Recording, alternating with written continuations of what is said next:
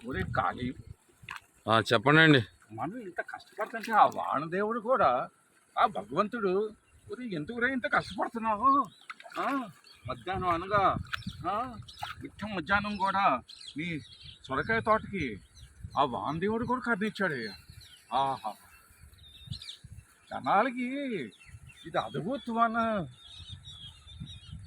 భగవంతుడు ఉన్నాడని కన్నిస్తాడని జనాలకి అర్థం చేసుకోవాలి. అది మోబుదే మండలం చిరువల ఫలానా వానదేవుడు కూడా కన్నిచ్చాడు.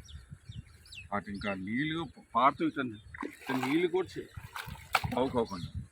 అది దయచేసి జనాలందరూ వాళ్ళ భగవంతుడి మీద విశ్వాసం ఉండాలి. అది అది సంగతి.